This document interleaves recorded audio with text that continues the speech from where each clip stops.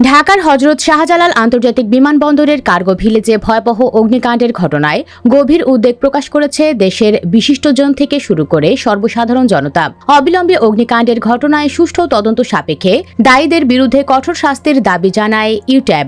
সংগঠনটি মনে করে এই ঘটনা নির্বাচন বানচালের ষড়যন্ত্রের অংশ হতে পারে। এই ঘটনায় কোনো রাজনৈতিক শক্তির যোগসূত্র রয়েছে কিনা তা দ্রুত, নিরপেক্ষ এবং সর্বোচ্চ গুরুত্ব দিয়ে তদন্তের দাবি জানাচ্ছে ইউট্যাব। তারা বলেন, আমরা মনে করি কেবল অগ্নিকাণ্ডের কারণ নির্ণয় করাই যথেষ্ট নয়। এর পেছনে যদি কোনো অন্তর্ঘাতমূলক তৎপরতা বা দেশবিরোধী শক্তির মদত থাকে তবে তা খুঁজে বের করে দ্রুত দৃষ্টান্তমূলক শাস্তির ব্যবস্থা করতে হবে। ভয়াবহ এই দুর্ঘটনার ফলে অনেকেই মনে করছেন বিমানবন্দরে যুগের পর যুগ ধরে ঘটে আসা সমস্ত অপকর্মের নথি নষ্ট করতেই ইচ্ছাকৃতভাবে এই আগুন লাগিয়ে দেওয়া হয়েছে। 2023 সালে হযরত শাহজালাল আন্তর্জাতিক বিমানবন্দরে ঢাকা শুল্ক বিভাগের লকার থেকে প্রায় 61 কেজি স্বর্ণ চুরি করে বিমানবন্দর কর্মকর্তারা।